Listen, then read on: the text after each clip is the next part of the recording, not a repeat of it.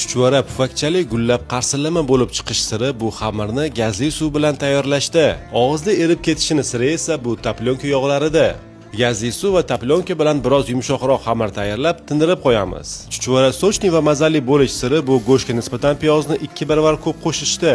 Avval piyozni tilla rangda qovurib olib, qiyma, tuz va ziravorlar bilan yana biroz qovurib olsak yetarli. Ehtiyot bo'ling, qiyma qorayib ketmasin. Tingan xamirni o'rta yupqalikda yoyib olib, 7-8 sm li lentalarga bo'lib chiqib va ularni rombik shaklida kesib chiqamiz. Agarda chuchvaralarni hayit dasturxoni uchun muzlatib zagotovka qilib qo'ymoqchi bo'lsangiz, qovurishdan oldin chuchvaralarni eritib olishni unutmang. Aks holda chuchvaralar pufakchali bo'lib gullab chiqmaydi. Katta hajmda chuchvara qovurilganlar uchun fritur yog'ida qovurishni maslahat beraman. Chunki fritur yog'i pista yog'iga nisbatan 2-3 baravar ko'p chuchvarani ko'pirib ketmasdan bir tekisda tilla rangda qovurib bera oladi. Ushbu retsept asosida bemalol katta hajmda tayyorlab sotuvga qo'ysangiz ham bo'ladi. Retsept sotuv uchun qayta tayyorlanib tekshirilgan.